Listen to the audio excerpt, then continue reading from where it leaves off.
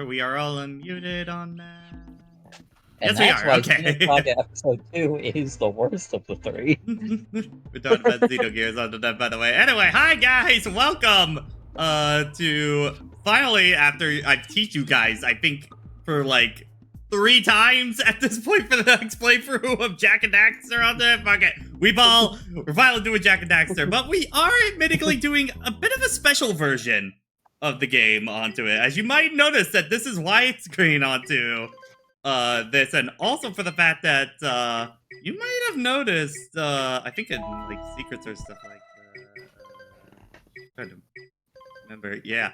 So there's some options here that should not normally be here onto that. This is what the fuck's a V-Sync on a PS2 game? What the hell are you talking about onto that? Yo, wow, when they said Jak was ahead of the time, they weren't kidding. So, basically, this is a project that I think they just got. I remember hearing about this last year, but it's like really come into effect this year.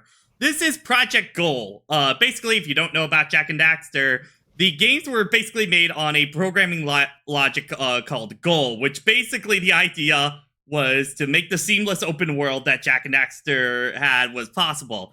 But this involved a lot of going back into the PS1, getting the resources from the emulation side of the PS2 there, and then working it into the PS2. It was some crazy shit onto that. And basically, only one person at the company actually knew how to program all of it, which was the original founders of Naughty Dog onto that. So that made the ports for the PS3 kind of hard onto that.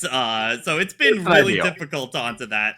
What this project is basically people going in and Frankensteining the code to be a more recognizable language at this point, to make native ports of all the games in the series now. So we have Jak and Daxter 1 is now fully done. They just completed Jak 2 and are beginning work on Jak 3 at this point for it. This also includes some nice little extra stuff. So yeah, we can do like order lists and stuff like that. Bunch of game resolutions, but there's also a few extra little stuff. I think it's like in game options. Yeah. So you can actually remap every control option into the game onto that, which is a little weird to think about that on Jak and Daxter, but neat onto that. You can have subtitles and tell who are on subtitles for that. That feature did not exist at all in the original game onto that.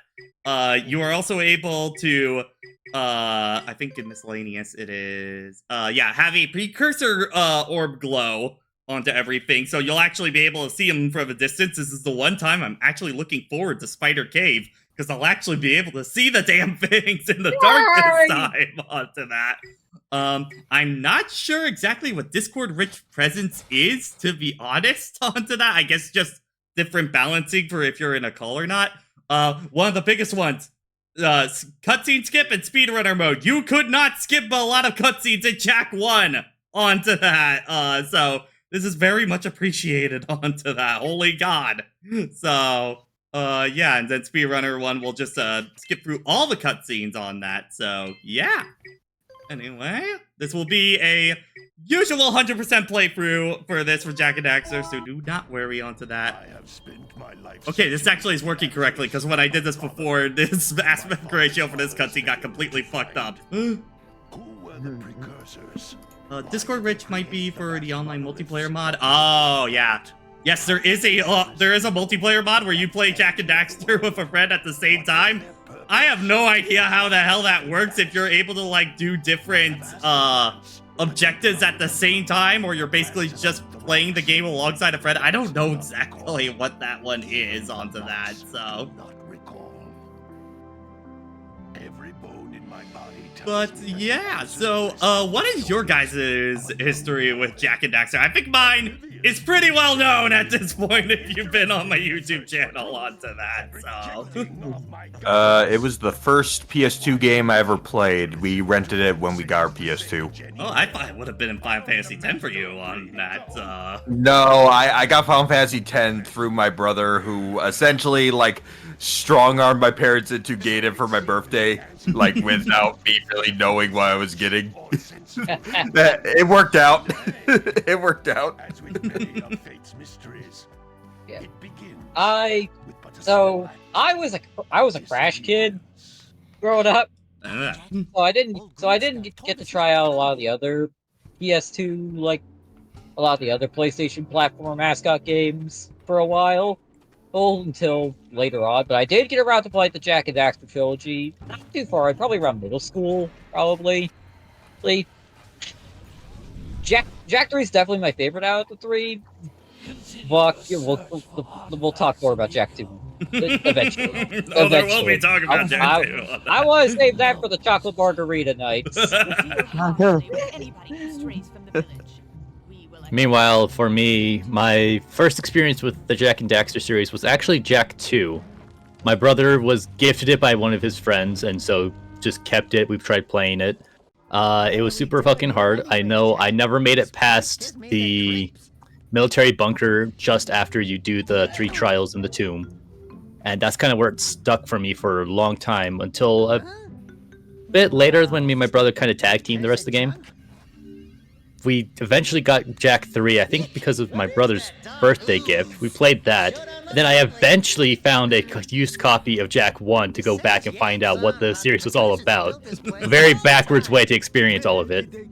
And then got way more into the series and way better at it by the time I did the PlayStation 3 trilogy collection. Which was actually the reason I bought a PS3, because I basically skipped it for the Xbox 360. Because that was just my 7th gen console of choice. But I was just like, I want to play Jak and Daxter. Hey, I'll just get a used PS3 and a physical copy and then play through all of them. Fair enough. Enjoyed myself pretty well. Jak 2 holds a place in my heart. I played more of Jak 3. Jak 1 is the most consistent game out of the initial Yes. trilogy. That is definitely why, for me, correct. it is my favorite out of the trilogy. I think Jak X might be a little bit better, honestly. I think for me, by like a hair onto that. Because It is weird to judge. it is weird, but definitely in the It's a trilogy, genre. I'm definitely a Jak 1 person on that, for sure, so. And you are all, and from what I understand, you are also Lost Legacy's strongest warrior. Oh, whoa, hey. No. Unless I'm getting that wrong. No. Unless I'm getting that wrong, I might be getting that wrong. Okay, it's with Precursor, sorry, what is that? Lost Frontier. Lost Frontier. Sorry. Lost Frontier. I don't know why I Okay. get the Lost subtitles Legacy's one a and different Lost Naughty Dog Legacy game. mixed up on that. Lost Legacy's a different Naughty Dog game. But yeah, with Lost Frontier onto that, for me, it's definitely a I don't think it's good, but I don't think it's nearly as bad as everybody keeps making it out to be. And for me, what you need to know is, like, if you told me to play between either Jak 2, 3, or Lost Frontier, I would honestly pick Lost Frontier onto that for me on that. So Well, you are Oh, Lost Jesus. Frontier's strongest warrior. no. Let's be real, you are. I don't hate pancakes, Ace. Okay. We never said the strongest warrior was that strong. It's all relative. Is man this said really the game. is this really the line of defense on this? Oh my god. Hey, Chad, here, you want an easy post of the day idea? Post Pat's avatar head on cheer and holding a copy of Lost Frontier. There you go. There you go. There you go. Easy post of the day. To do a quick comment to what Brandon put in chat, do not tell me poor soul, because it empowered me. I think I am actually pretty good at the Jak and Daxter series now, because I went through the trial of fire that was Jak 2 first. I only got about a third of the way through Jak 1 originally when I rented it. I didn't replay it until I borrowed it from a friend in high school, I believe. And then eventually I think I just went through the entire series. I did play a lot more Jak 2. And yeah, Jak 2 kicks you in the dick. Well, They- now, It's when you get to like the Literally. halfway point of Jak 2, then it really starts kicking you in the dick at that point onto it. that freaking that mission on the boardwalk where you had to escape the troopers. When I found out you could literally cheese that by just spamming the Hoverboard. rush button, the rush attack. Yeah, you can either rush button it, or I think the way I did it in the review was if you use the hoverboard down, they just apparently can't reach you down there, and it was doing that. It was just Like, no, like, well, you can't go on the water because you get zapped. no, but you can hoverboard on it. You can hoverboard on No, it, you and it can doesn't zap- count. No, you cannot. You cannot.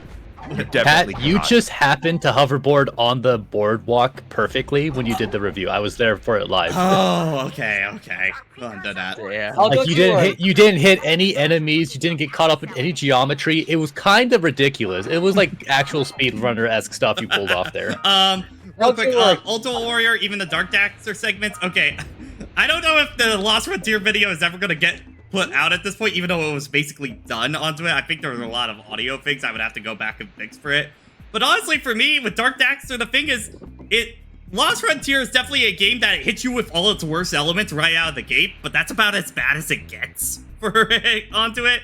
Like, the first Dark Daxter segment is me going like, oh god, is this gonna be like throughout the entire game? But it's like, honestly, that's the worst one. The other one's like, you're done in like 5 minutes for each segment onto that, and there's like only 3 in the entire game onto that. Like, they are super short, like, well, that was a thing segments kind of deal for it onto it.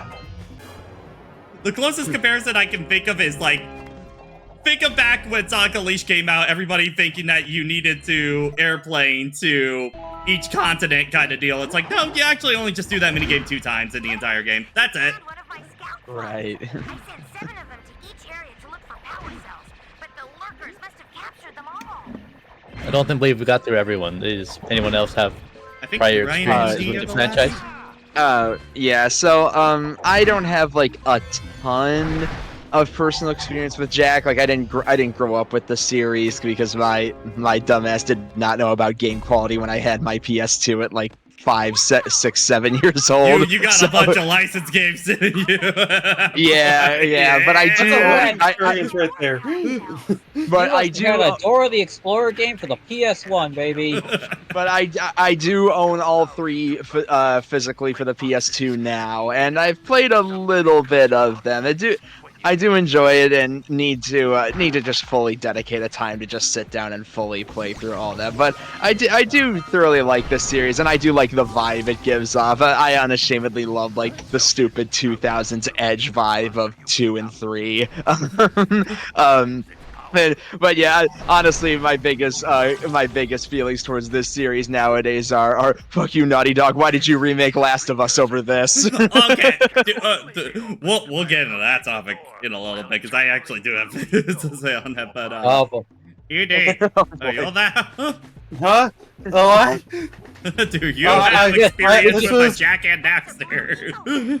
I have inexperience, actually, believe it or not. Wow. Oh, wait, was very like wait, hang on. Before you start, you can get to your bed. You played something before the Wii U? Okay, now go. I I'd like to swear, point out that I he swear, knows that. I swear there was like some sort of. And he's gone. Good work. But Yeah, yeah, straight. I mean, There we go. if There we go. Okay. It buffered really hard on our end. Yeah. Cool. Okay. Same with the Twitch feed. Oh yeah, I am seeing it on. It should be fine now.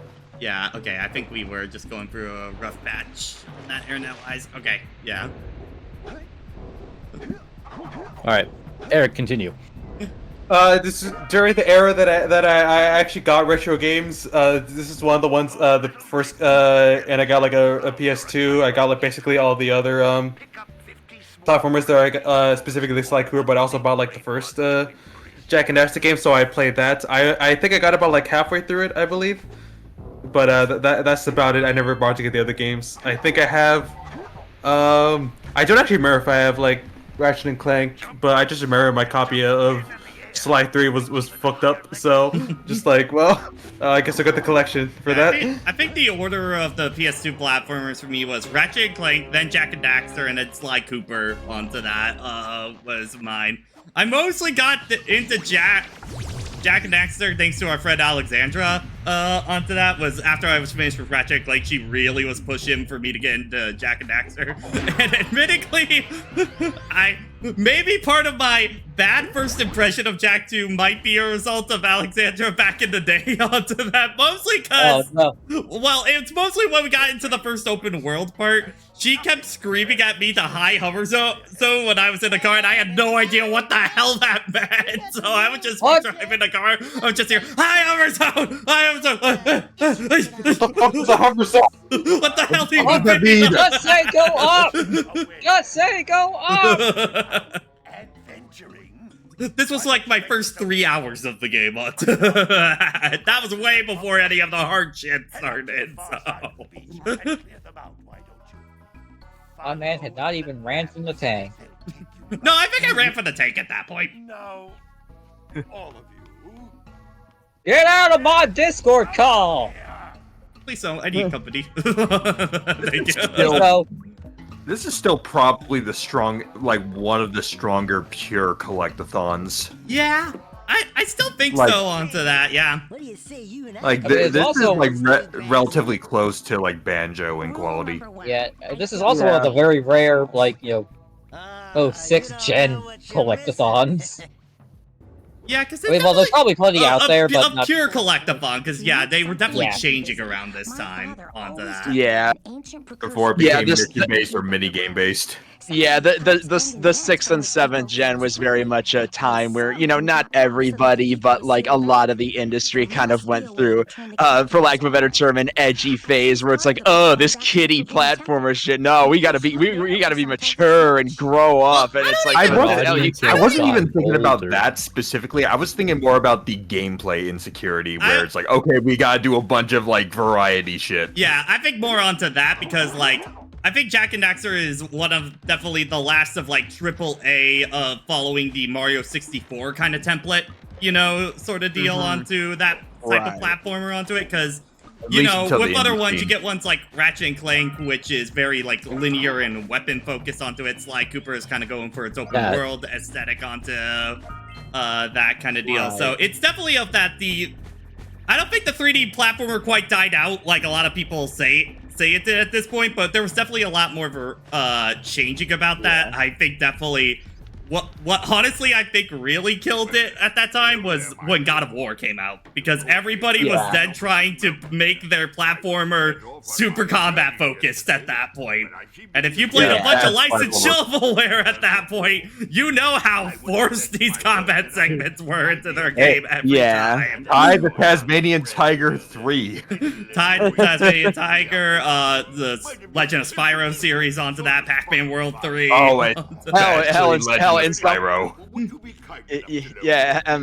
Even though it came before, you could even argue, like, in a way, Sonic Heroes kind of felt that way too, to some degree, even though it does predate more Shadow God of War. and 06 probably onto that a little bit more than I could see edges of it in Heroes kind of deal, but I don't think it's quite there yet on it. Yeah. People don't just want to collect shit off the ground. They just want to kill 5 enemies and then get the fancy shit. They want to grind. That's what they want to do. Pat, did you miss the precursor orbs in the tutorial island? Did I miss a precursor? I need to check. On inventory screen! I'm pretty sure most zones are 50 precursor orbs. I think that one is different though. I will need to check. LeBron James allegedly missed a precursor orb in the tutorial. LeBron James. You're funny. Now look, if you two For a lot of relatively nothing NPCs, they did at least give a lot of them enough character for you to at least remember them. I think this is definitely thanks to, you know what, there's a lot of Spyro NPC energy in a lot of these guys now that I think about it. Which makes sense considering Insomniac and Naughty Dog's relationship at this time, kind of deal. Yeah. What do you mean they stuck a Crash Bash demo in here? Jak and Daxter 1? Yeah. Somehow. So yeah, pull up your menu. Didn't even like Naughty Dog and Insomniac basically both at one point accidentally didn't they both like nearly accidentally copy each other completely unintentionally? Because like wasn't like Crash to Insanity's original idea basically an accidental copycat of like Ratchet and Clank or something? That one was it. I I think it might have been for Deadlock and Jak X, I think, that they were basically going for the exact same idea onto it. Right. Right. I I remember. think it was that. Yeah. It was that. I remember Johnny did a joke about that in his review where he was talking about Ratchet Deadlocked, and they wanted to make a combat racing game, but then Jak X came out, which is a combat racing game, and Insomniac went, "Fuck." Yeah. I mean, that makes the fucking that makes the crossover costumes in both games all the funnier. Yeah. Did that kind of happen for like what Crash to Insanity, where they had some ideas, and then Ratchet Clank came out? It's like fuck. Yeah, because We like can't do the that whole anymore. idea was gonna be the villain was like taking parts of other planets and stitching them together, and then they realized that was literally Drex's plan in the That's first Ratchet Drex's Clank, and they were idea. like, damn it! But yeah, weirdly enough, onto that, you know, they shared a lot of tech with each other. From what I remember talking with Kevin, I believe it's that Ratchet and Clank is basically running on an even more ridiculous version of Jak and Daxter's kind of code. It's just put into language that people can actually understand onto it, but it is one of the reasons that Ratchet and Clank in particular has been so hard for Sony to emulate. Because they also fucking cheated. Yeah, because it definitely cheated, and that's why they haven't been able to do a native port of the games at all onto. Even trying to emulate it on your own is still a pain in the ass onto that. What ton of weird workarounds. What's that? Sony made something unnecessarily overcomplicated under the hood? I've never heard that. I mean, okay, the PS2 is fine. It's just that people really love to cheat to get more out of it. To this day, I still believe we do not fully understand the architecture of the PS3. We will as a species never understand how forever. Okay, where the fuck is this precursor or hit up the beaches. Yeah, hit up the it actual might be the shorelines. beaches. Yeah. I have the glow on the precursor orbs. Why the fuck did I miss all on that? Bro allegedly missed 6 precursor orbs in Geyser Rock. Bro over here misnumbered how many precursor orbs this guy missed. You are trash. I am trash, y'all. Trash. Could really use a Sparks. Trying to backtrack through the level to find the one box you missed in Crash 4 be Oh, like. Oh, that implies you can backtrack through the level. Yeah, fair enough. Yeah. Oh, that game's just sadism on that front. I'm dead. There they are. Okay, to be fair. Yeah, no, to be fair. They are very out of the way on this. Okay, there we go. Yay! Yeah, That's also an appreciated thing. Hey, it tells you when you found all the shit. Oh, yeah. Why are they called orbs when they're clearly eggs? Eggs. I wonder if it was a limitation at the time. How would it be a limitation? They can't make Can't make circles. balls yet. That's the To be limitation. fair, Slightly orbs more sound better. complicated. Orbs sound more mystical than eggs. To be fair. Oh no! What? But clearly Precursor eggs would sound like they're the main collectible, They, like they, the power they make cell. them sound like all newborn babies that you're collecting. Hey. On that. Orbs would be better than eggs. Excuse you. The Marvel vs. Capcom Infinite Special Edition is taking that personally. Besides, the precursor egg is until the second game. Yeah, remember that plot point? Oh yeah. Vividly. But yeah, Didn't really go anywhere though. I guess to talk about that, because with Jak and Daxter, obviously the series changed pretty dramatically once we got the Jak 2 onto that. We still don't exactly know. Naughty Dog's reasoning has always been that games like GTA were coming out and that kids were gravitating more to games like that, so they shifted Jak and Daxter to the other big thing that they were trying to work on was like making Jak more of a character, because Jak was like kind of a hodgepodge of like different Sony studios like from all over the world. They trying to appeal to everyone and then sort of appealing to no one. Yeah, because there was a lot of turmoil in Naughty Dog's office about Jak 2. That was the one thing everybody agreed on, was giving Jak a voice onto that. That was a unanimous, everyone agreed that needed to happen at that point. Right. But yeah. Like, I still firmly believe, honestly, in the timeline, I do think that GTA was probably a big influence. I think Ratchet and Clank, honestly, was probably the push that for Naughty Dog to actually go that direction onto it, because they saw how successful that was onto it. But it still is a jump onto that. I don't hate the direction that it takes for that Jak 2 and 3 for the record. It's just, man, you play the series back to back, it is an adjustment period. Ultimately, like I said, I think it was just the shifting of like the culture, especially in America at the time, where everybody wanted to be like more mature, which ultimately resulted in like the over-the-top 2000s edge. Because the thing that I always immediately compare to, and I know for a fact I'm not the only one, the shift for the Jak series is Shadow the Hedgehog. To me, it's like basically the exact same type of shift. Yeah, I mean, it was all GTA. Like, that kind of pushed it. Yeah, because like we forget how big GTA 3 was, especially back then. It kind of reminds me back in like the fighting game kind of scene. You know, there were a lot of games kind of like your Street Fighters and stuff like that, and then the little game called Mortal Kombat came around onto that. And that became the game everybody was trying to mimic onto that, especially stuff like Killer Instinct at the time is clearly taking inspiration from it. There's so many Crash fighting games, including one made by Naughty Dog. Way of the Warrior was another knockoff. Yep. And that was their first like published game, I believe. I think so, yeah. Yeah, it just always feels like we get a game like that every like 5 or 10 years that just completely. I mean, hell, we just kind of got out of the Breath of the Wild, you know, kind of. Breath of the Wild. We're still in it. But I definitely think we're on our way out of that phase now. We definitely hit the peak, but yeah. We're definitely they sort of also, I guess, kind of in a semi everyone wants to be the Last of Us. Yeah. Maybe. It's not as big because it's a lot more difficult to try to be a Last of Us. Yeah. I would say that was more like in effect during the PS4 because that was in the immediate wake of The Last of Us.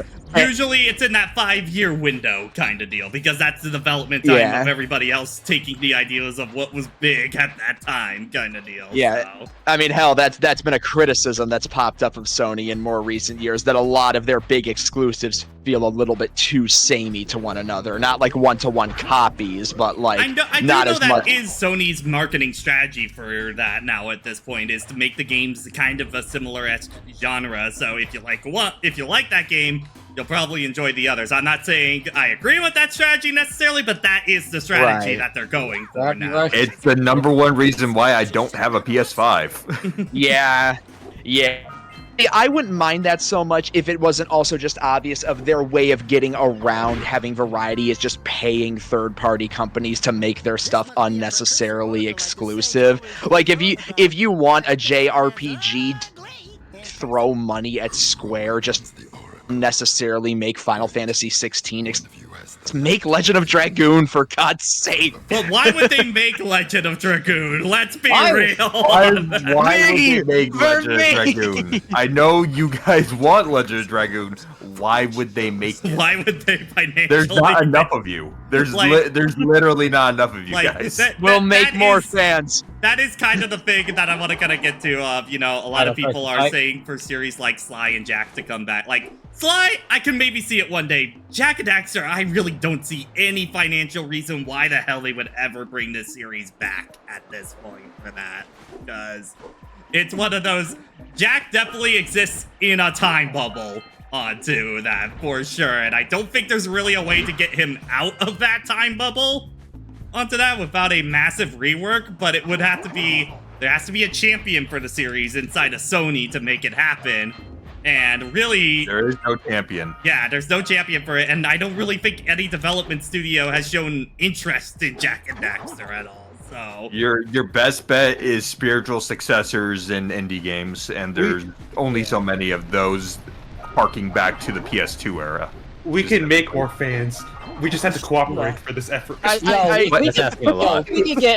If we could get every Dino Crisis fan out of the woodwork, we could find a Jack fan. I do agree with that. I do kind of see both sides of that though. Like, yeah, like in some degree, this won't immediately make like as much money as, say, you know, like a God of War or something like that. But to me, I also do think it is worth a shot to give something like this a chance, in that you can make more fans and series can expand over time, like even ones that people already think are big. Like, I mean, you take a look at Zelda, like that was like a pretty big series for a good while there, you know, good like 7 to 8 million that would sell on like the higher end games, but then Breath of the Wild comes out and like at the same like, time, Ryan, onto that, like, I understand that, but the problem is Jak and Daxter has never really been that successful of a franchise in the grand scheme of Sony's catalog onto that. Like, for Naughty Dog, it is easily their lowest selling game series by far on that. Hell, one of the big things that led to the shift that we actually discussed in our Tone Shifts episode on Design Doc. Chill. Silence this man! He's trying to feed his family, man! The main reason why they went for the tone shift was that this was not as successful as Crash. Yeah, just like, straight up. Like, it only made like $1 million in the US at launch, and like compared to Crash, that just was paltry. Mm-hmm.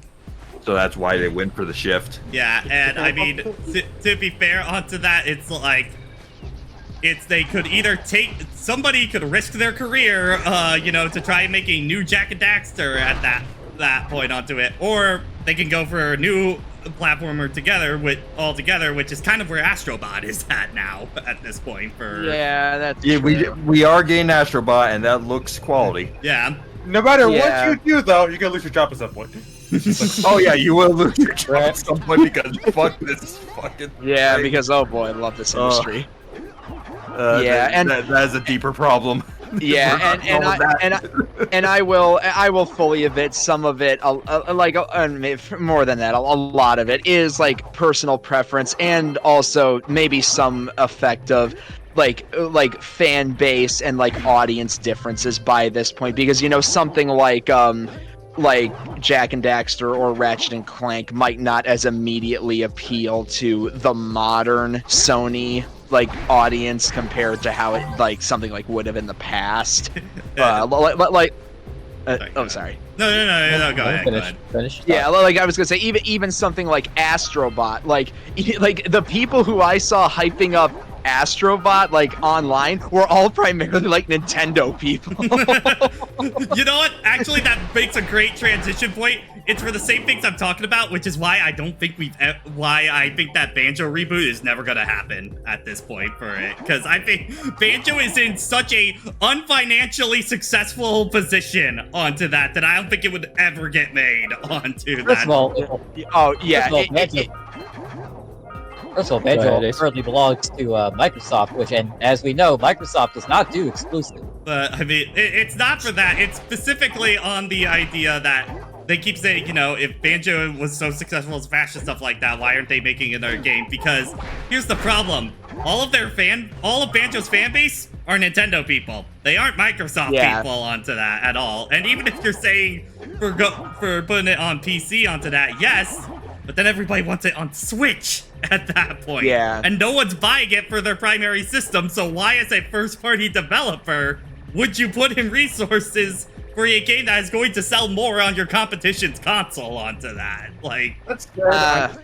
I'm still like unsure why they never gave Banjo to something, even like at a pretty restrictive budget. I'm surprised they didn't try anything after I think honestly, because if I had to take a guess, is that none of the re-releases for Banjo have done particularly well onto that. Like, I don't even think it got that much on like its Virtual Console, NSO re-release onto that too. So it's one of those, I feel like it's kind of in a position where people keep saying they want a Banjo, but there's not the money being seen to actually. The numbers aren't actually there. Deal. Yeah. You know, that's why And all again, these collections always happen all the time. That's a market test onto that, is how much do people really want it kind of deal. Will they actually put the money up for it? Yeah, and I will say again, you were saying that, you know, why would they put all this effort into porting, like, or to putting the game that would sell not even best on their primary console? That is us operating under the idea that Microsoft uses logic, which the past several months have shown they really do not when it comes to how they run shit. With that I'm just thinking from a business standpoint, you know, of the people of that. I know definitely some logic onto that. I'm thinking especially that. Because this is always the kind of thing that happens in, like, Capcom side of development and stuff like that. And that, I think, is usually a good baseline kind of deal, because Capcom's got a lot of franchises onto it, so they're kind of the most similar to a Sega, Nintendo, or first-party developer that we can kind of pull from onto that. So. Right. And there's a poster to go by. People really want that Dino Crisis. I still can't believe we got Psychonauts 2 at all. Yeah, like Psychonauts 2 was a that was crowdfunded, wasn't it? Yeah, but then and then backed up by Microsoft afterwards. Yeah, which I think also I don't think Psychonauts 2 did that particularly great onto that. So I mean, no way it could have. Which I mean might be another factor on the kick the can down for the Banjo reboot onto that. Kind of so. Yeah. Well, enjoy what you got, guys. As a game that was goated though, Psychonauts was goated. Incredible game. Oh yeah, it is a go. Yeah, something like Psychonauts 2 potentially being crowdfunded could have also been somewhat of the problem, because it makes me think of the remaster of Wonderful 101, where that massive crowdfund actually sell all that well because everybody who wanted it got it through the crowdfunding. Yeah, kind of deal. So, also, I thought you were gonna say the remaster of Ukulele. Oh god! Oh, yeah, that's a thing now. That's a thing. That's confusing to me, but okay. Even they knew they fucked up the first time. I liked Ukulele.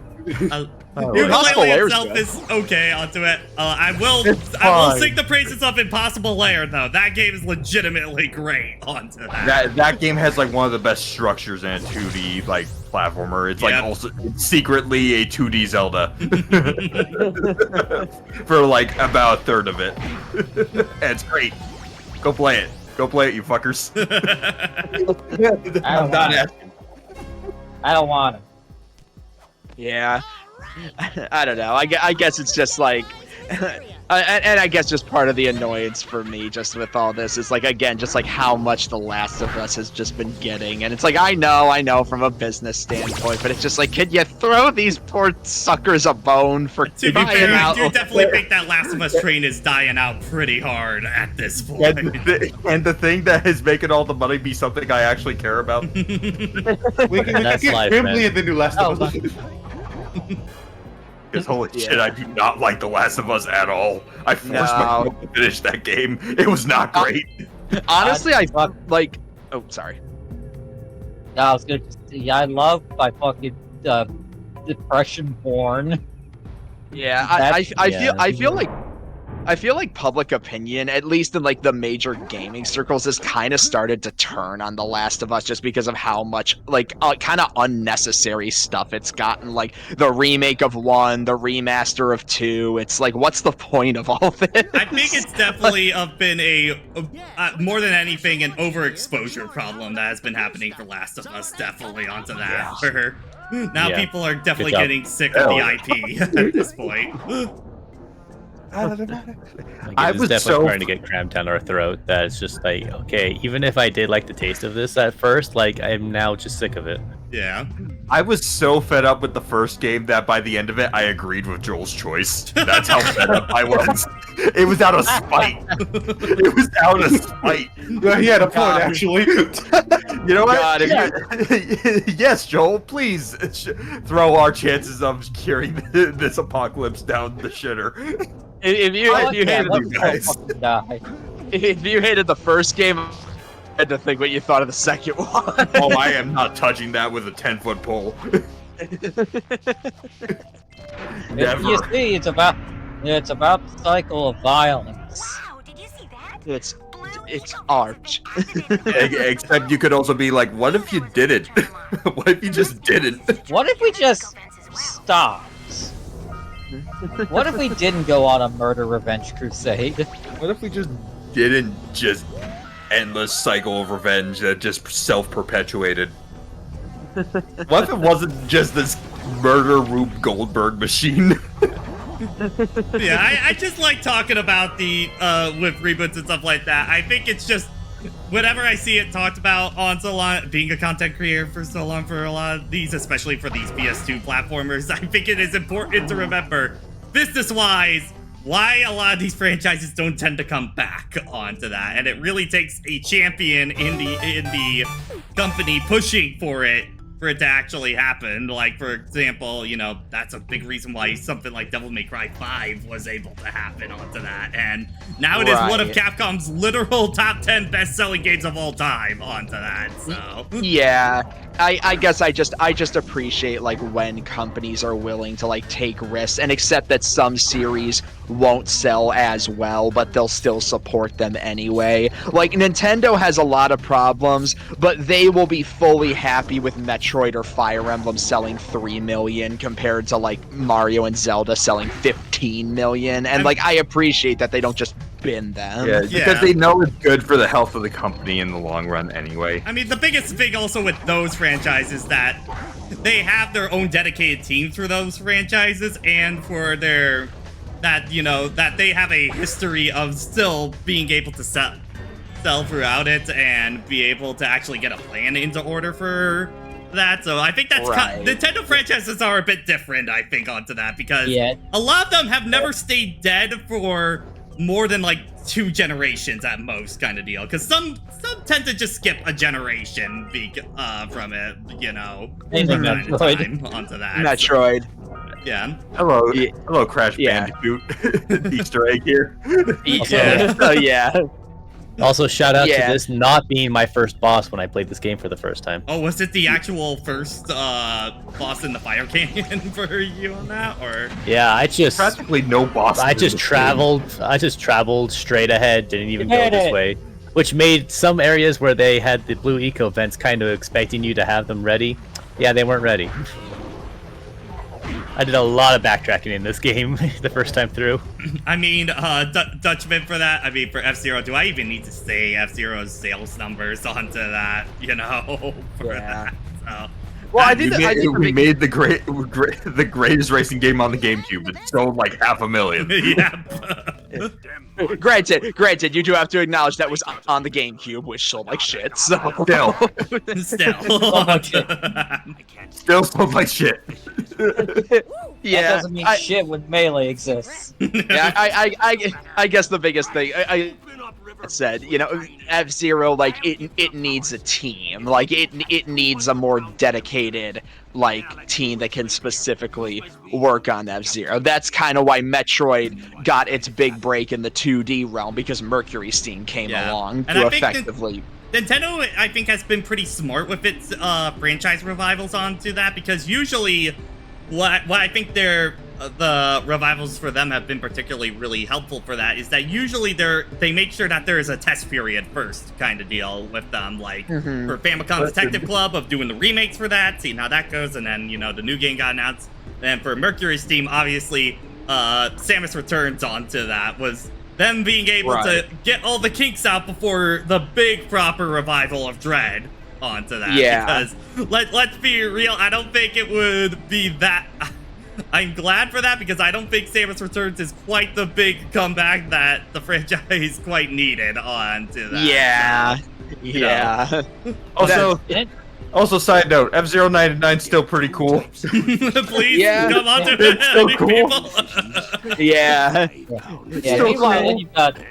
Meanwhile, then you've got studios like Monolith Soft that are basically living the dream, in that they're, one, a great support studio that helps them crank out shit like Breath of the Wild and Tears of the Kingdom, and for cranking out that shit, they basically get paid in fuck you Nintendo money to make whatever the fuck they want. Yeah, and we could even. Oh, sorry. I was just gonna say we could see even more stuff like that testing period. I still think there's a decent chance we could see Way Forward get a crack at like making a completely original Advance Wars game after Nintendo gave them Reboot Camp. Well, Reboot Camp actually sold pretty decently. Like it wasn't like I didn't hear much on the sales numbers for that. Do you happen to know on that? I got the vibe that it was disappointing. I forget exactly. I think if I remember correctly, somewhere the last thing I heard several years ago was like 800,000, like a couple years ago. That's still under 1 million. That's not great onto that.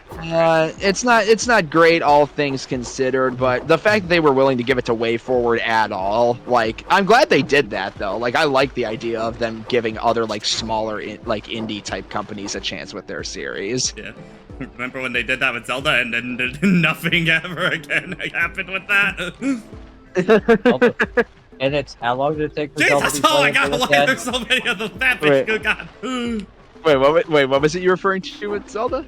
Of Cadence of Hyrule on that. Oh, okay. For some reason, I thought you meant like when Capcom worked on Zelda. Yes, Capcom, my favorite indie developer on that. Shut the fuck up! I love those games. Oh no, those games are great. Those games are great. Minish Cap rules. Oracle games are better. You're talking to Oracle's. You're talking to Oracle's strongest warrior. I am Oracle of Ages and Seasons' strongest warrior.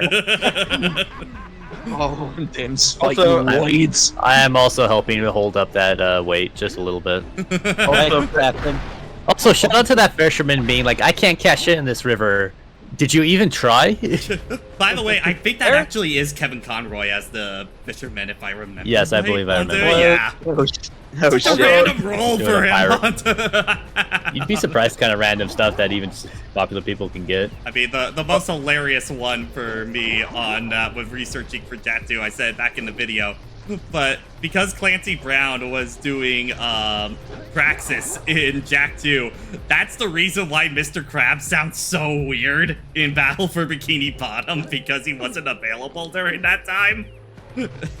Pat, yeah, right. I think your next mirror is over by the base there. There it is. So yeah, there you go. Also, quick reminder to all F-Zero 99 fans, the festival event is going on for 2 more days if you still want to get your cosmetics from that. F-Zero heads, log in now. Yeah. Listen, man, they're still supporting the game. It's getting updated. It's getting good. stuff. It's still good. It's still good. I'm still kind of surprised at that Fast Turbo game, the game that was early launch of Switch. Fast Racing Neo. I'm still kind of surprised that Nintendo never maybe I don't know if Nintendo ever did reach out to them to try and get an F-Zero project off the ground with them. I bet you there was something. I guess I wouldn't be surprised if there was something and maybe it fell through onto that or something, but yeah.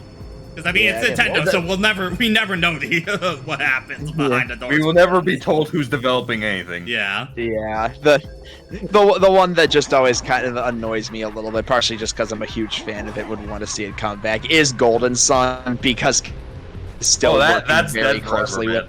Let's be real. No, I don't agree that it would be dead forever, especially with how good JRPGs are doing nowadays. Golden Sun's strongest warrior. Strongest warrior right here, sir. Yes, I am. It's like JRPGs are doing. What? Like how badly did Dark Dawn do? It honestly didn't do that bad. It sold I think just a hair under 1 million, which for something like Golden Sun, that's not terrible. It outdid a number of other first-party games on the DS. And hell, I'll always remember, because it amazes me. Golden Sun is 3-0 against Fire Emblem on the systems that it sold against, and so that was definitely to be fair, I do think that was definitely Fire Emblem slump time at that point. The Shadow Dragon drought. Yeah, that was the Shadow Dragon drought on that. Yeah. The ugliest video game I have ever seen. Yeah, I'm not a big fan of how the DS Fire Emblems look on that. I kind of like how they look in a weird I guess for lack of a better I think the term, actual like Let him character finish. artwork. Pat, let him finish. Oh, Let him sorry, finish. sorry. Also, I was also going to bring up our local Fire Emblem head, Stefan. What do you think of the DS Fire Emblems? New Mystery is pretty good. Shame they never gave it to us. Shadow Dragon was a terrible mistake because it's literally what you'd expect out of a fan remake. Of let's just throw a bunch of modern systems into this game that never intended to have that. Yeah, it's definitely. Also let's hide new characters behind you being bad at the game. Yeah. Right. the Wait, what? reinforcement unit. Because Okay, basically so you... let me. Sorry, yeah, Yeah, go ahead. I'll go explain. So basically, what they decided to do was add more characters as contingencies in case you are having a hard time through the game. So if your army is under a certain number, you can unlock a paralog where you get new characters. And since it didn't have support conversations, they were really just the aesthetic and the stats, nothing more. But the fact that in order to experience the new content, you had to intentionally play the game poorly was just the most backwards logic, especially because Fire Emblem very quickly established itself as a franchise where no one wanted to lose anyone ever because I might miss out on content. Ultra Warrior, Retro Studios had a canceled Zelda and Star Fox game. I can understand them canceling actually for both of them. Zelda is definitely a bit more Nintendo wants extreme hands-on for a franchise like that, so understand that. Right. For Star Fox, Yeah. that depends. When was this Star Fox game apparently in production? Because that can determine easily when it got canceled. If it was retro, then probably like I'd say the Wii. I'd say is a likely time because that'd be after Prime. So Yeah, that's just a very rough guess on my part. Yeah, because I mean that's always been Star Fox's biggest problem is that Nintendo has had no clear path for the franchise onto that. Has been Honestly, Even though the path is there. honestly, for Star Fox, let Treasure take a shot at it. They've got Treasure's still Sin a and company Punishment. at this point. They're alive. I They're don't alive. think they are. No, they're around. They're around, and they said Show they me were the working on receipts. something. What is their most recent game? What is their most recent game? I'm pretty in like sure Red. in like 2022, they officially said they're working on something. So they're alive. They are I alive. just have never heard their name in so long onto that. That's just like Star's If you say successor on Treasure's that. alive, Like- I think like- they're a fucking zombie. Like Sin and Punishment Star Successor is exactly where like if you wanted a pure like on rails Star Fox, that's exactly what it should be.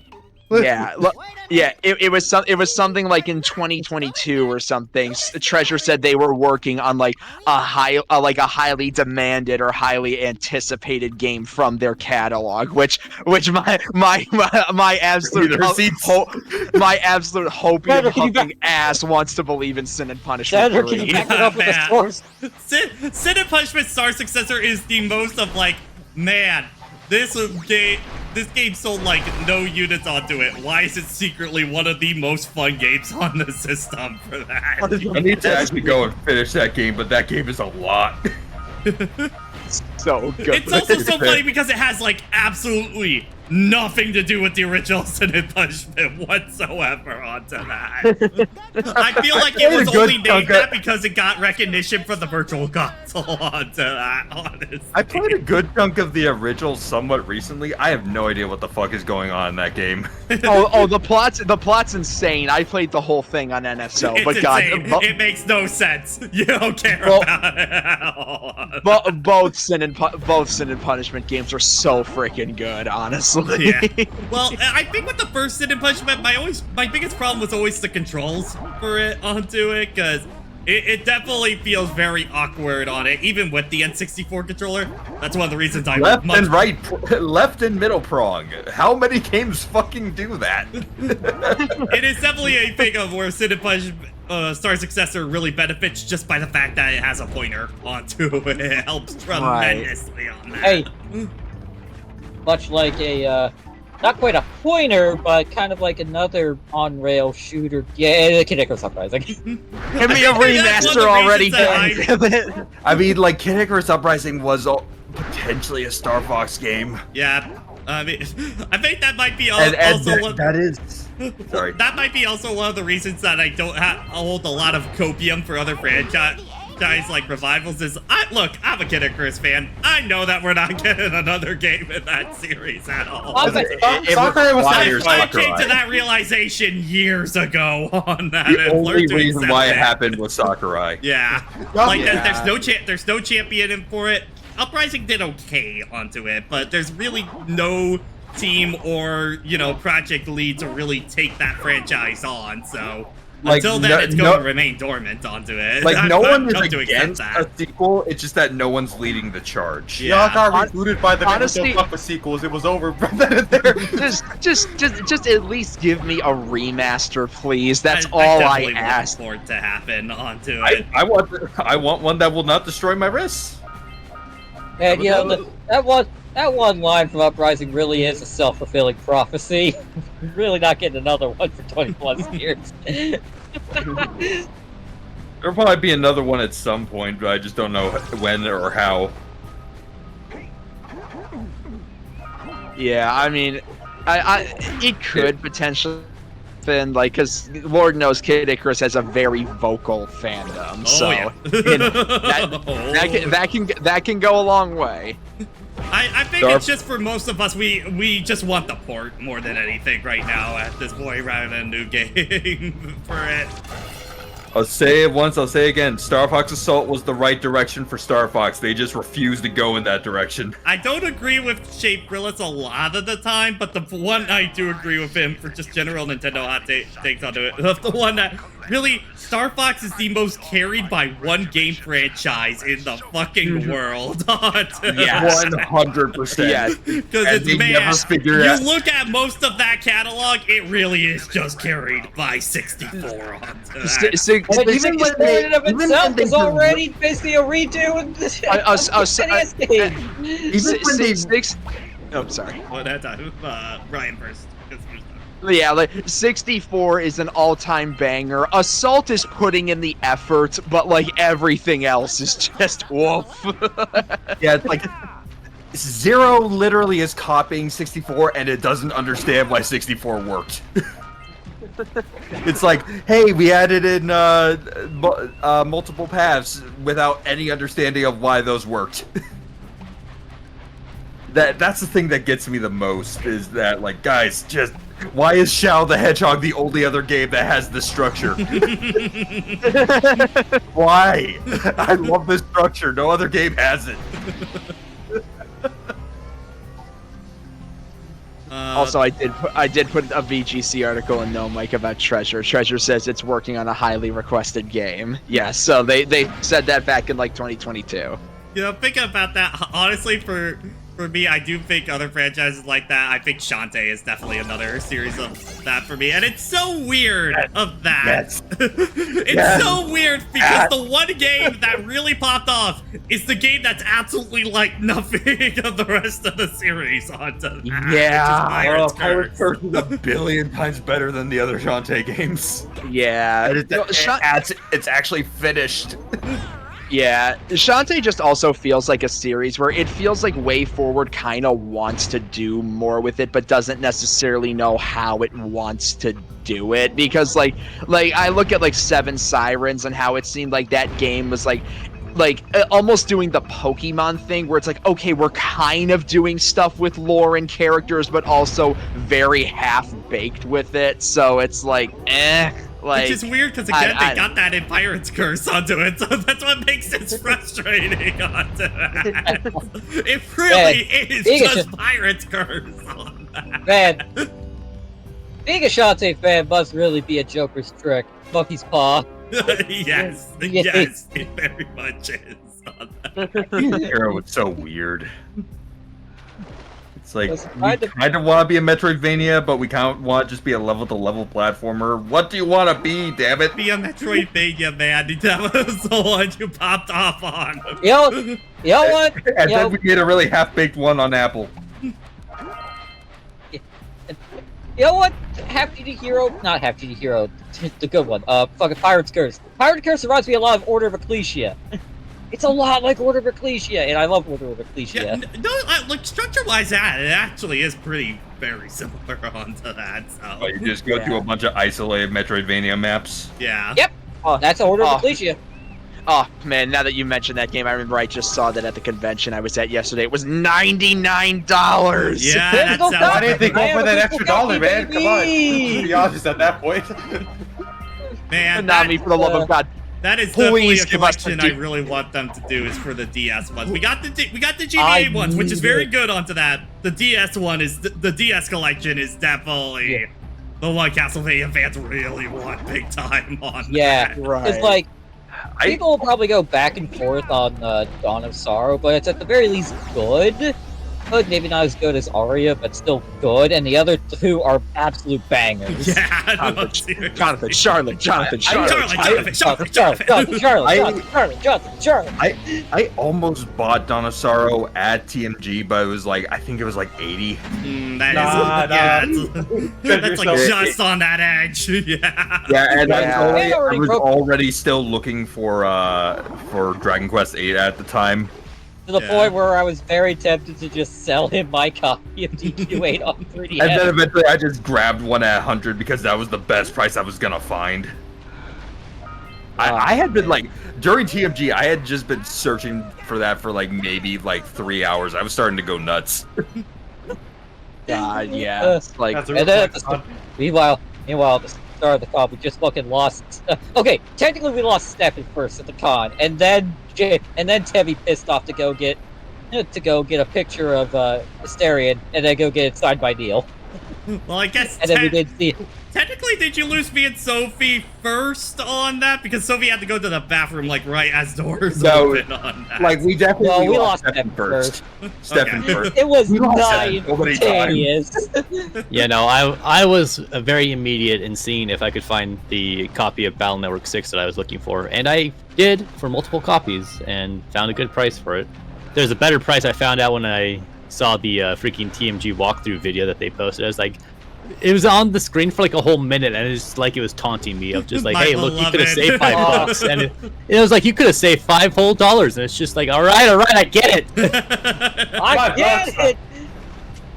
And then, meanwhile, Pat and Sophie left me behind as I went to go look at fucking Final Fantasy 14 Jobstone. And then we all followed you back. Yeah. I got my 5 Jobstones on my car keys. Yeah, I get- I Here do on my think backpack. for TMG next year, I did put it in my suggestion thing for the survey onto that. I definitely think they should extend it a little bit more into the room into the back, because I think it is just a little too crowded right now for the showroom. Just by a bit onto it, it's really tight. yeah. The one thing I was annoyed at was the one thing I was sad that I wasn't able to get was at the convention I was at yesterday. I could not find a copy of Lost Odyssey. I was looking for that, but nobody had it. I might just have to get a copy off eBay. I'm looking at my copy right now. I think I'll do it now. I think I'll eat it now. No, no. I'll play it, and then I'll get to the freaking Haunted Mansion, which I stop at every time I play that game for some reason. Or as Wario 64 always calls it, the actual Final Fantasy 13. Did you call me Mario? No, Wario 64. He always okay. whenever Lost Odyssey would go on sale on like the Xbox store, which is closing. I know who you're talking about. Yeah. Okay, just okay, sorry. Because I also say that. Okay. That is the real 13. Right. Yeah, or at least the good one. Because there's actual substance. Oh my god. It's not just a line. It's not just the sonic forces. No. Oh god. Yeah, let's go down that route. Also, shout out to the lungs on this old woman. Oh yeah, what? Where is she? That is not coming out of the. I know she spawns down there when you finish, but I think she's just yelling it from her hut right now. Oh Jesus, lady, lady, please. Like it's not coming out of your freaking communicator. She is not stop talking. My God. Okay, You yeah, were she not is down there. Like, Dear Lord Lady, please, dear Lord Listen- Lady, please stop yapping. Listen, man, Also- bird also, obsession didn't- gives you powers. Also, didn't she say that this was supposed to land on some hay? I think so. I, Yeah. I think she forgot the hay part. Well, it's fine. And look, we have a cute Scrimblow. It's a very strong egg. Hey, look, it's a chocobo. Fuck those chocobos. How Where can I long get is the this thing mount in for it? incubation? Ride my chocobo. Do you think, gentlemen, do you think ride this chocobo? Do you think you have what it takes to ride in this rodeo? No. Do you? I refuse. Yeah. Surprised that I like that song. What song? The fucking wild chocobo theme from 13.2. I don't think I've heard that Specifically, version. that plays when you're riding the Is it special the metal recall mix? chocobo. Yeah, the metal version. Crazy A chocobo. metal mix of that? That's hilarious. The metal. Yeah, it's dumb, but the right kind of dumb. You see, when I think of the metal remix, I think of the like 3 that they gave it for 7 Rebirth onto that. Ray? There are so many remixes of the Chocobo theme. I mean, aren't there technically 4 mixes of the chocobo theme? There's the 3 you mentioned, and then there's the Yuffie mix. Oh god, dude, no joke. The Yuffie version is actually making me kind of not want to play Rebirth. Yuffie singing that song a bunch, it makes me actually not I want to play think it was mostly thanks to a glitch in the game for a while, where for whatever reason, when you were in Cosmo Canyon and you warped on the map, it would always, the Yuffie's line would trigger every time you warped kind of deal, so you heard it way more than was intended on that kind of deal. So. It's still deterring me from wanting to play it. Don't forget me, don't forget me. Don't forget me. I'm so happy I played 2 while that was still a thing. Man, I Rest just in peace, forgot that him guy. ever. Yeah, rest in peace, those guys. Is it worse that they cut it off? It was a feature, damn it. What? I don't get why they're so bad with like battle barks in general. Yeah, I don't get why that's a it's like consistent Monolith problem. is really bad when it comes to battle perks on that, yeah. Like, okay, it's in 2, it's just those guards. I don't find the barks in No, like the actual I find party. their sound design in combat in general to be kind of insufferable. It definitely does can get a little overload onto it. I do think definitely 1 and especially 3, I think, are the worst of it when it comes to. Let's show them a thing of 3. Let's wipe them off the face of my audience. I will always love Matthews. I'm full of beans. I'm full of beans. As these 2 dumbasses proceed to rip aggro from the worst tanks in the series.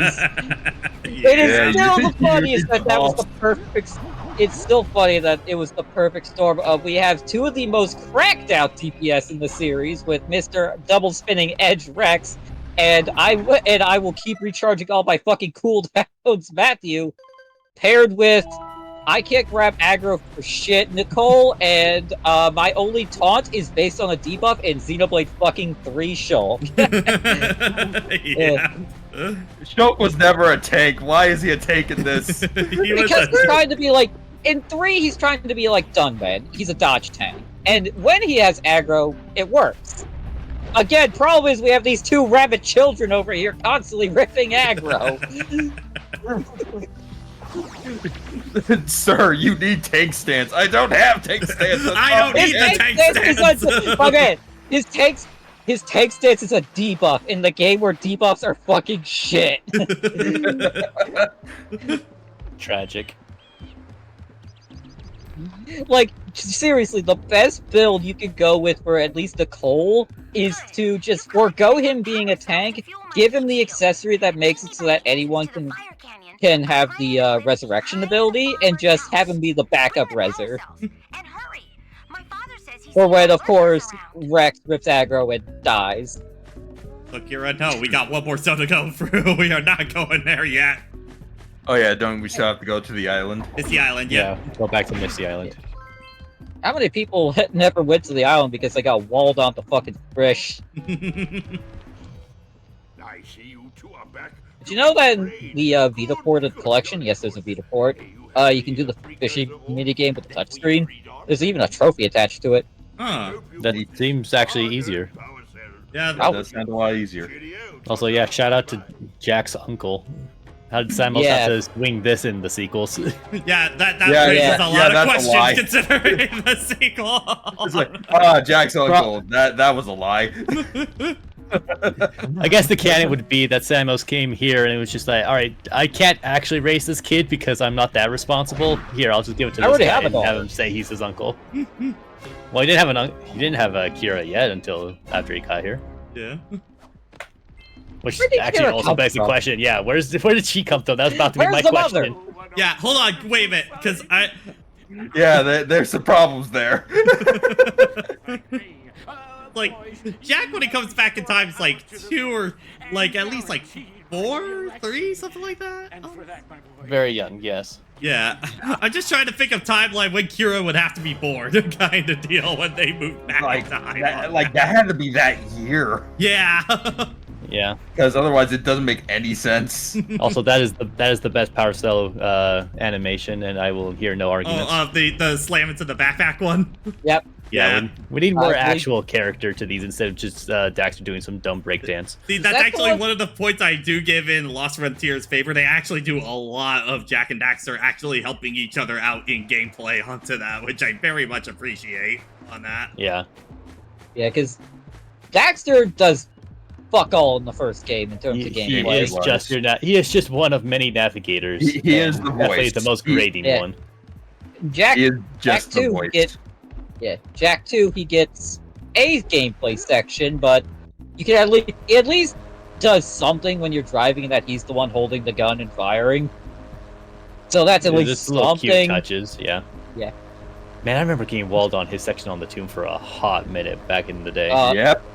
It's a literal Crash Bandicoot section. It is funny. And I didn't grow up on Crash, which is probably why I was so bad at it. I was born with a copy of Crash 1 in my hands. Hey, And come a on. silver spoon. Alright, Pat, you're gonna say? I just, like, even though it's not really one of my more favorite death battles onto it, I do remember specifically for Ratchet and Jack's death battle onto it. It was basically like, there's Daxter, a little rodent that just does, yeah, and then there's Time Lord Clank over here on that. Yeah. It's not even fair. Meanwhile, there's also like Otacon Bentley over here. Yeah. It's pretty clear at this point of that they never gave Daxter much to do in this franchise, even in his own game onto that. Yeah. He's just a balancing personality by the end of the series. Yeah. It's like, in terms of like story, his presence is felt because he's the loudest character, but it's like, he's there. You piece of shit, get back here! Memories. Get back here, you little shit. I'm trying to imagine this. I'm trying to imagine that on the multiplayer mod. You just have someone standing in its path, and then the other person chases it, and then they just pincer it. Be like chasing after, what was it? Pichu in the fucking Johto games? What was it? You were chasing something in the forest It's a after the Farfetch. second gym. It's a Farfetch. Farfetch. Yeah, Farfetch. How's that? Yeah.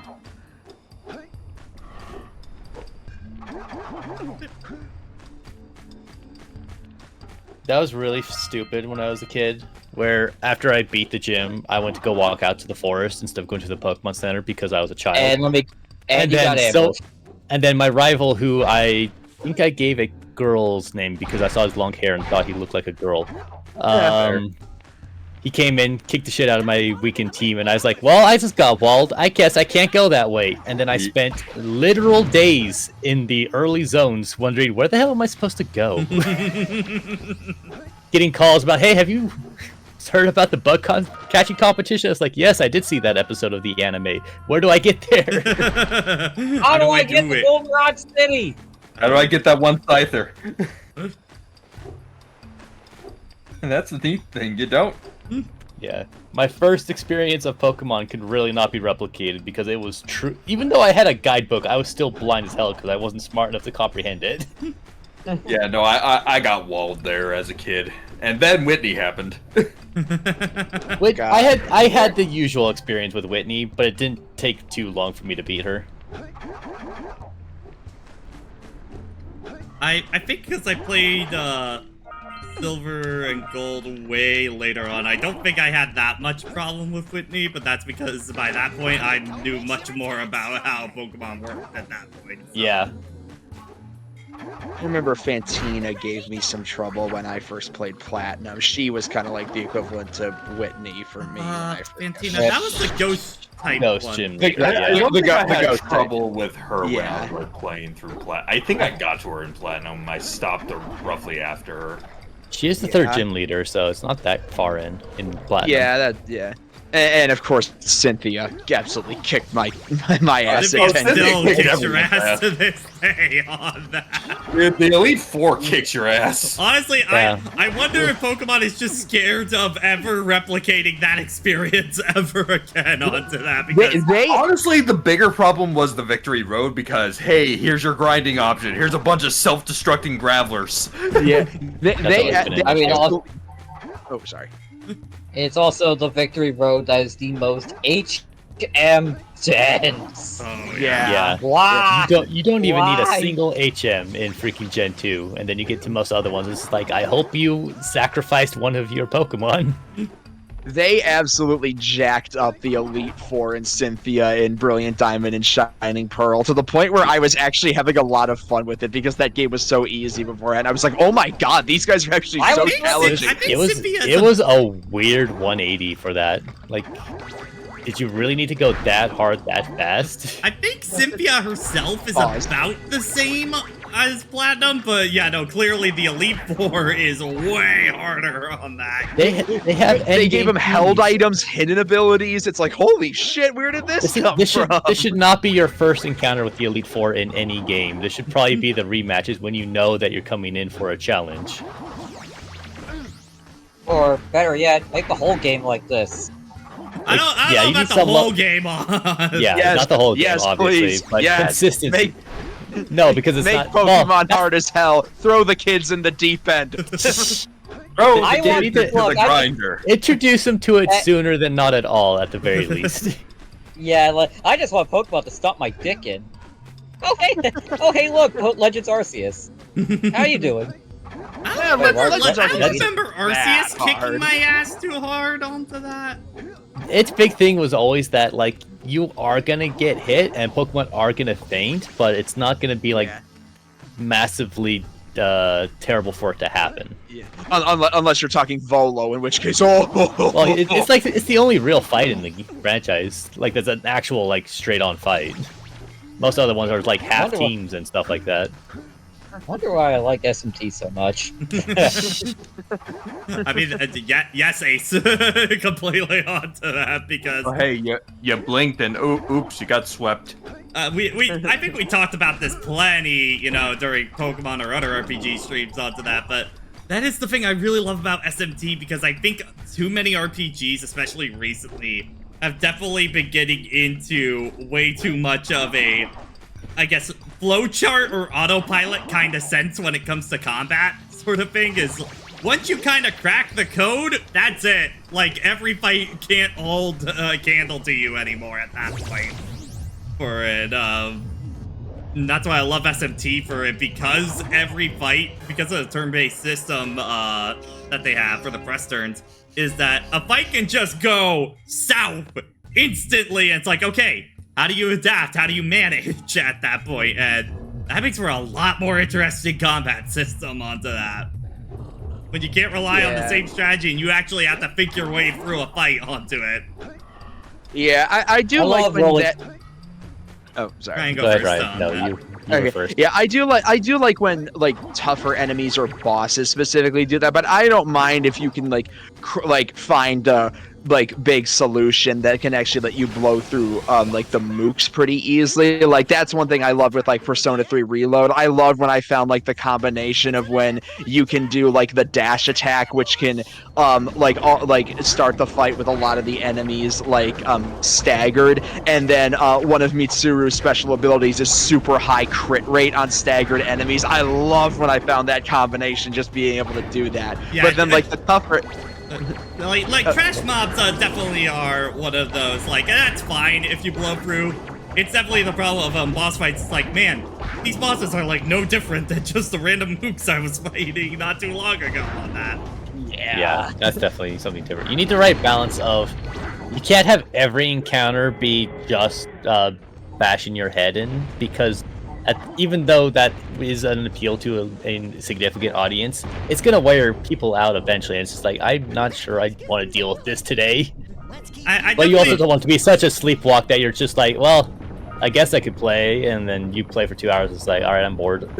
I think there was a post I remember you retweeting not too long ago, Stefan. I was talking about like Dark Souls and 14 onto that, where it's interesting because like a lot of other games don't treat a lot of games kind of act like, you know, dying on a boss or stuff like that is failure onto that. Meanwhile, in something like Dark Souls and 14, it is literally built into the game that it is part of the process onto it. You are going to die, but you're going to be better the next time you get to them, kind of deal onto that. Specifically, extreme and savage content. Yeah. Like, the big thing that is phrased it is not necessarily death, but just failure does not have to be a bad thing. You can fail in playing the game, but learn from it. It's not like the end of the world if it happens. That's how most video games used to be designed. Now, half of that design was also just to lengthen their time more artificially in even extreme cases. But yeah, failure isn't how you stop learning, it's how you learn. Because if it's just given to you, then yeah, you'll learn it, I guess, but it won't really stick with you because you didn't apply anything to it. Yeah. Because like Dark Souls 1, especially when retrospect, is like, if you're not just rushing all the time, you can get through it in a pretty comfortable pace. But the moment you get impatient about it is when it starts to be like, all right, you're not being careful, something's gonna hit you. Here comes the giant fist. Here comes a giant fist that you just didn't ignore. I'm running forward. Oh, there's a ledge. Oops. Yeah, get the gaming Chuck. Yep, really good example is Ravenbeak onto that. Yeah. And then you download Ravenbeak, and you will just know that fight forever. But damn, is it fun, man? I fucking hated Ravenbeak the first time. I was a little bitch about it. Ouch. Okay. I don't mean to be that guy. Why was that fight so hard? I beat him like on my second try. He wasn't that hard. It's just recognizing what to do when you're like caught in this combo. You have to go in. You have to like move towards the wall in order to escape the combo. Actually, no, now I think about it, honestly, I think a lot of Metroid Dread's fights really hit that balance actually really well. They aren't I don't think a lot of them are frustrating, but they definitely are going to take you a couple of attempts to figure it out, kind of deal. I did get tired of encountering bosses in my first playthrough of Dread. I can do them all pretty much no problem now, but the first playthrough, every time I got to one, it felt like a wall. Yeah, the Dread bosses, they're very dynamic, especially compared to like previous bosses in the series. They have specific strategies. They definitely learned their lesson from the freaking digging robot in Samus Returns. that one just went on too long. It was a drag. I think the message became very clear of just do every fight like that Ridley fight. Yeah. For Dread on that, and they succeeded on that shit. Yeah, it felt like that was ultimately the solution instead of just making the fights go on unnecessarily long, like the Digger Knot. Or I also think back to Chaika from Prime 2, who just goes on for way too long. Yeah, Chaika's definitely.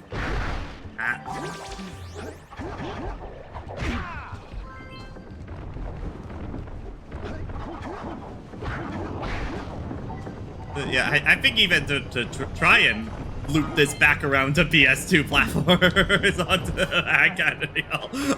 But I think that's kind of always been my problem when it comes to like Insomniac bosses, and that even carries into Spider-Man onto that, is that besides like Drek in Ratchet and Clank 1, pretty much every fight in the series can all be fought the exact same way onto that. For it is just run in a, like, lock onto the enemy, run in a circle, jump when you need to, and that is the fight onto it. That is all you need to do onto that. And that'll true even in Spider-Man on that.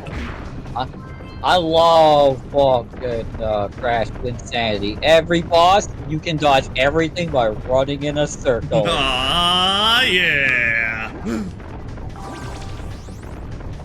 Meta Ridley and the final boss part in Metroid Prime so boring. What? What?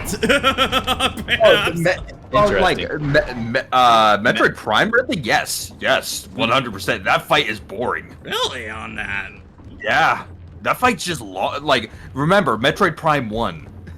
I might need to go back onto it, but I do remember that fight being a lot better. Everything's a damage sponge. It has been a few years since I have replayed Prime 1 all the way through, so maybe my memory might be a little foggy on that one. Yeah, I think that might be the case. Yeah, no, I agree, Brandon. I agree. You two didn't screw up. That fight is a slog.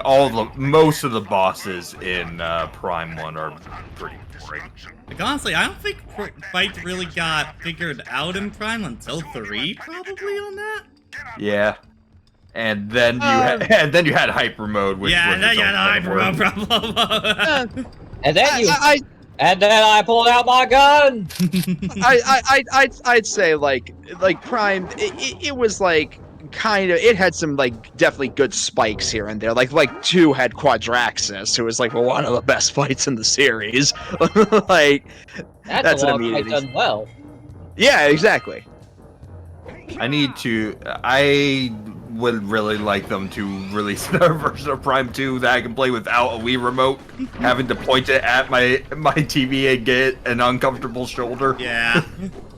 The pointer controls were so good in those They games. were, but I have to be in front of my TV every time. Yeah, admittedly for Prime, I still do prefer, honestly, controller when it comes to Prime. Onto that, so I can actually have my arms rest instead of having them upright all the time. Yeah, there is a bit of a difference for, I think compared to stuff like Pikmin, where you're able to kind of rest it down on the in-between moments of action, that's kind of not really possible in Prime. You have to keep it squarely pointed all the time. Does the Switch version of Prime have gyro for like the Pro controller? Kind of like. Yeah, it does. Oh, it does. Yeah, that's gyro. Maybe you know what? Because I was thinking about my brain went to the Pikmin port onto that. That's why. No. Yeah, because like I'm thinking like Prime would benefit really well from like Legend of Zelda gyro aiming. I mean, it does. Like, Pikmin does have gyro, which is weird, funky gyro.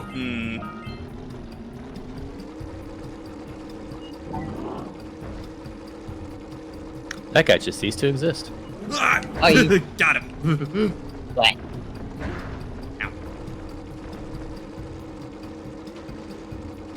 It seems like a very good PC port. Yeah, no, this port's fucking great onto it. I did check the stuff for Jak 2 onto it. I think Jak 2 is pretty recent, so a lot of the quality of life stuff hasn't been put on. I am definitely keeping my eye out for a checkpoint mod of some kind of deal for that. Because I will definitely play that if it comes out for that. Obviously, for the playthrough for Twitch, no, because I know you all want me to... You all want me to suffer for that. That's why you got the sub goal on that. So don't worry on that. We will fucking die. Emotionally. And literally. Yeah. What's an iframe? They do not. They're merely a suggestion. A suggestion that's thrown the Hot Pops fire pit. Dutchman, we didn't pay for checkpoints, lol. Wait a minute. Yeah, where the fuck? You gotta take the road. Yeah, there's the platforms over there. I was thinking that this was I might be thinking of a later one because I was thinking it was a destroy all the enemies on this one. Yeah, maybe in a later one or a second part of it, but yeah, because I see more spawning, but Black. disappointed. Yeah, I see one more guy floating around there, but I want to fly. just jumped a little too early.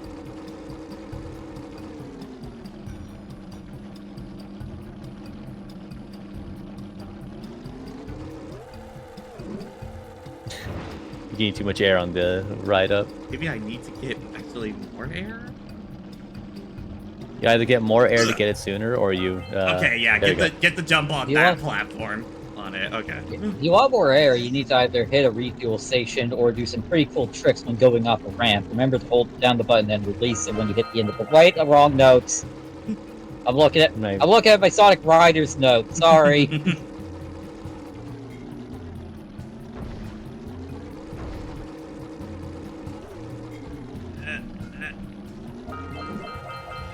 Okay, got that one. Good.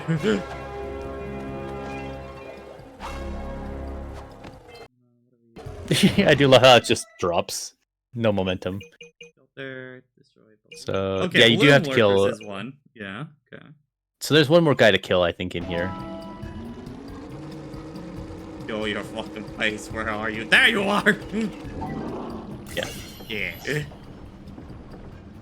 My weekend's been pretty fun. Yeah, there we go. Okay, now I believe last one should be Scoutfly. Yes. You stopped all the mind-dropping lurkers. They've been threatening the waters around our village for weeks. It's definitely wild playing Jak 2 first and not knowing any of the characters. So with Kira behind the curtain, I had no idea who she was. So I was just like, yeah, I guess this is some chick. Who are you supposed to be? And when my only context is the opening cutscene, which I'm pretty sure I didn't even watch because I was watching my brother mid his playthrough. It's just like, okay, yeah, we got a sassy mechanic in here. Okay.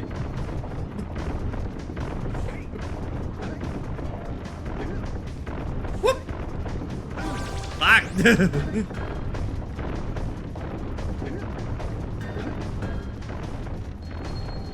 Oh, there he is.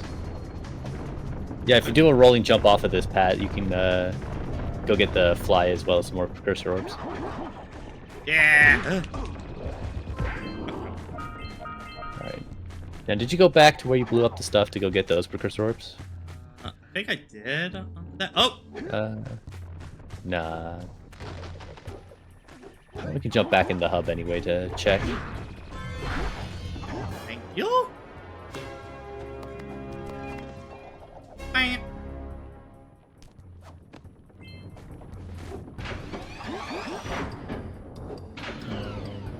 Yes, yeah, I you did. them. There was a couple precursor orbs outside, though, the other way.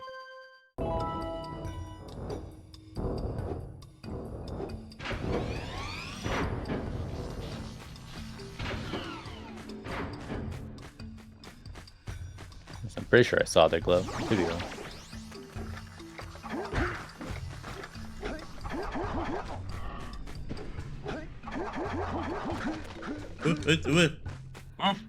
Nailed it. What? Wood.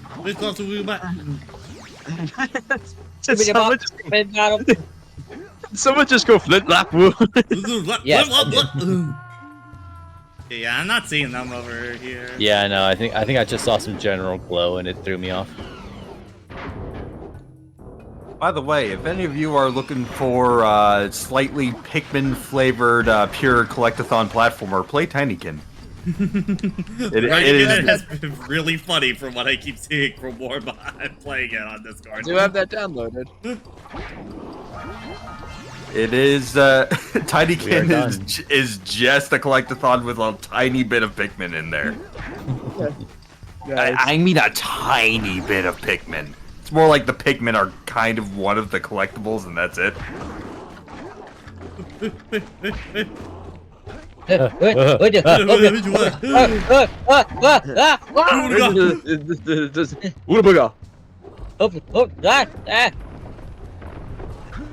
can also skateboard on soap.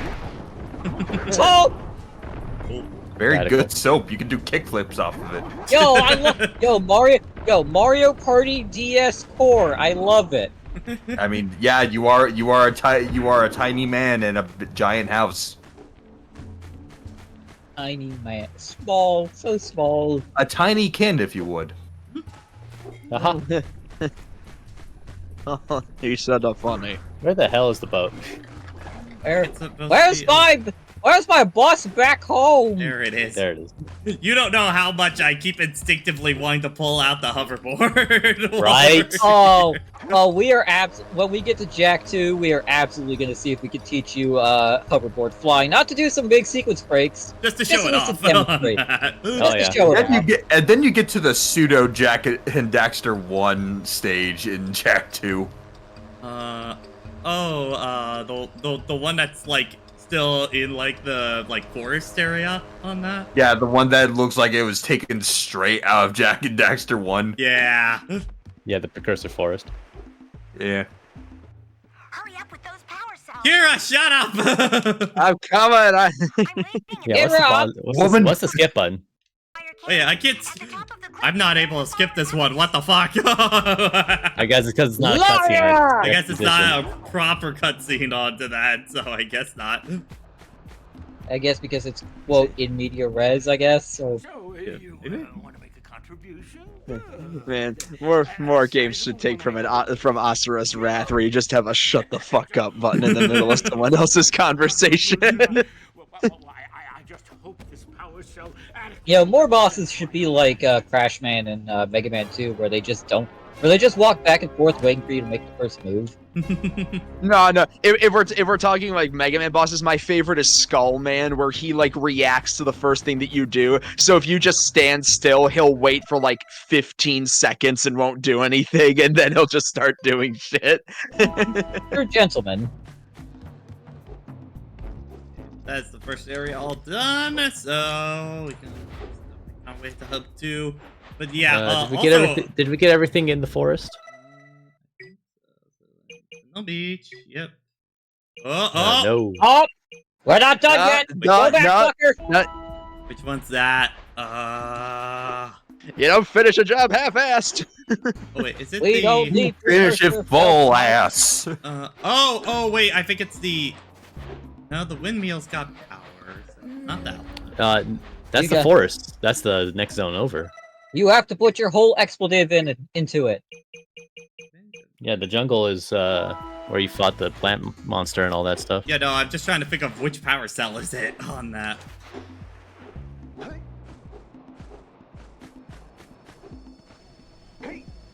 power cell did I miss on this one?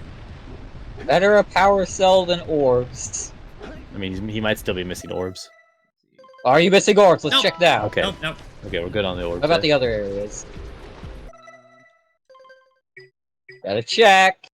50. Yeah, no, Yeah, we're that's good on all that. Okay, we're good. Just the orb. We only need orbs? One power Orbs. cell. One power cell.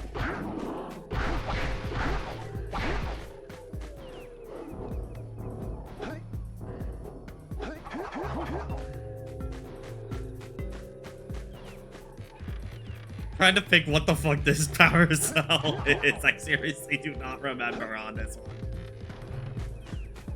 I don't really remember this off the top of my head either. Is it one that's just out in the open, or is it a task-related one? Collect the eco beams, get to the top of the temple, find the blue vent, defeat the dark equipment, 200 pounds of fish, follow. Canyon to the sea, scout flags. Is it you have to talk to an NPC and pay like precursor orbs? There's no. I don't think there's anyone else besides the fisherman here. Oh! I know the one. He remembers. I need to get blue. Blue juice. Do you like blue? I need to get Baja Blast on there. Baja Blast! Right. Power of Baja Blast. Oh yeah, this one. Here. This one. This man needs to get Baja blasted.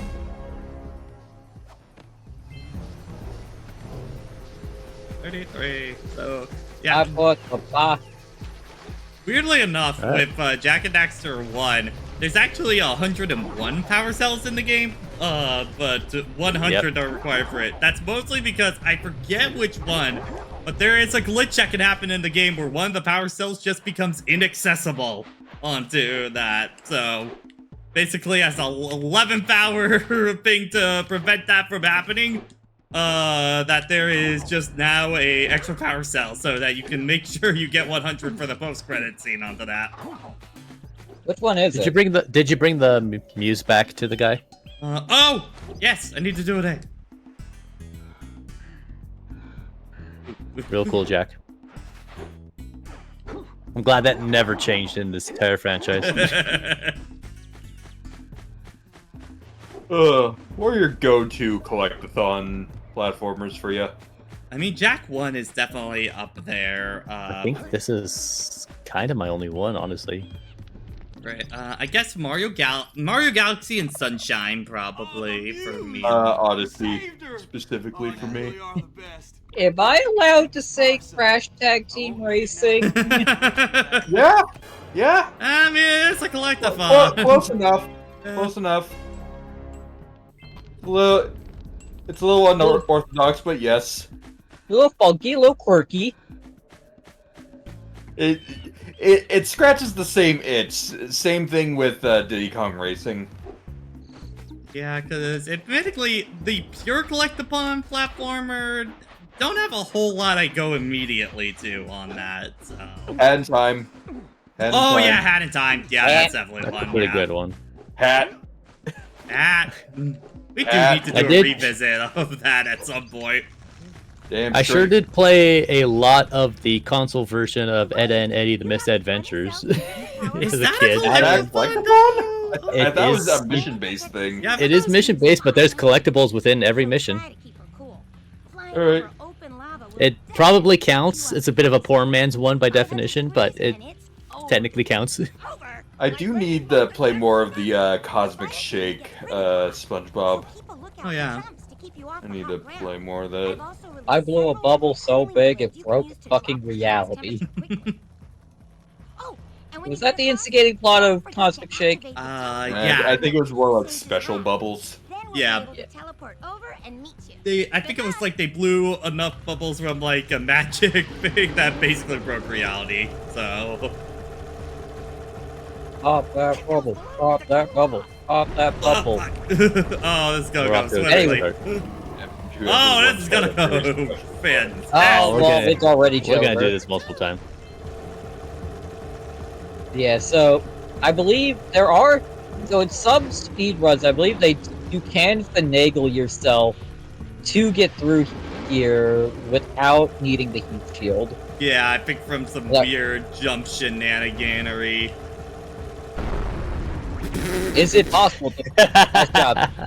Nice job, fam. You broke the car. The racing's gonna go great in Jak 2. Oh, the God. Jak boy. racing is gonna be amazing. While I'm drunk, by the way, on that. So. Oh, Oh, yum! So full of chocolate margaritas or martinis or something like that. I didn't look what they were called. I mean, I looked what they were called. But I can't remember off the top of my head. Look at this Crash 3 bullshit. I mean, yeah, this is kind of Crash 3-4. Essentially. Oh, oh god! Oh Yeah. god! Yeah, a lot of this is pretty tight. Would Yeah. Jak X have a playthrough as well? I'd be down for Jak X at some point onto that. There is a full Probably be story fun. mode onto it, so. Yo, maybe we can get Pat to beat the fast lap record on fuck. What's the one that's like a really contested one? He also has that Jak one guy X? that keeps. Yeah, there's one Jak X track that's like one of the most competitive fast lap speed runs. I don't know. I haven't dipped my toe much into Jak X speedrun, so I wouldn't know what that one's like on that. He needs to get is we get Pat to beat the record so that the original record holder comes out of the woodwork and gets back the record again. Yeah, because it's one of those. Also, you're gonna fucking explode. Have fun. Now we're just on hard mode. Oh, goodbye, world. Goodbye! Now do eviscerate. Well, wait a minute. But first, let's celebrate. Wait a minute. Wait a minute. Wait a And minute. It's not over. First, we get the precursor It would orb. be cool. Or what? We blow up? It's not over You yet. did it. You did it! See, you just needed to buffer with that load screen. If you exploded there because I still heard it honking, that would have been hilarious. Well, this place looks like it sucks. Wow. Looks like a bunch Rock of guys. Village. Oh. Hey, look at that. Oh, it's Two on whole fire. fires. What a shithole. Oh my god. Are we in California? Yeah, how's the I fire know, over there, by the way? You know If what, you were in ED, California- ED, unfortunately, there's a difference. There is rain here, so I don't think we're in California on that at all. Yeah. Oh, because Yeah, it's cloudy. It's literally cloudy where I am right now, dog. If you were in California, there'd be way more than 2 fires. I don't think I'll ever get used to that teleporter tingling sensation. Hey, it looks like the Blue Sage threw a party. Oh my! Rock Village is on fire! One. Oh, it's a rock. I always think of the Sonic VA, OVA with the forest cells currently on fire. Oh, and it looks like the Blue Sage is working on a levitation machine to move them. Assuming it's operational. Freaking Jack looking at her Jack, ass. stop! There, we got her ass. Jack. We'd better take a look at his notes. Jack, when we say look respectfully, I mean it. Come back and give us an update. It gets outgunned. All of you. Now I'm imagining Daxter with the horny bat, but that would not be in character because Daxter would be hit by it. Oh no, Daxter's even more of he a looks horn even dog. less respectfully. For Daxter, there is no respect. I mean, in general, there is no respect involving Daxter. Daxter does not give respect, Daxter does not receive respect. What that one drink this year? Precursor basin. Kira will teleport your Eggrav Zoomer to the nearest transpad. Ride the Zoomer to a green eco vent, and then carry the green eco to the corrupted plants. That should heal them. Don't Oh hey, this is a mission type that comes back to Jack 3, I Oh think. man, I do not like that segment over there, and we're probably gonna be starting with that next session on that. So yippee! up in here. Have fun. Which section? Oh, the fumigation. The hover like segment on that. Even with power cells. The one where you gotta get the stupid gophers into the hole that like refuse to ever go into the hole correctly on that. Yeah. Yeah, alright, so we got to the next area onto that, so that should be good for session 1. It's been about 2 hours on that, but yeah, good progress onto that. Again, if you want to get this PC version of Jak 1, look up OpenGOAL on Jak and Daxter online. You'll find it pretty quickly. You will need the ISO in order to do that, but just pro tip, you can go to the Internet Archive, and there's one right there ready to go, just for you know, onto that, so yeah. Wink, wink. Wink, wink. So, yeah, that'll do it for this. We will be back with Pokemon Finale on Wednesday for that, and Jak and Daxter next Sunday. So, until then, adios! What?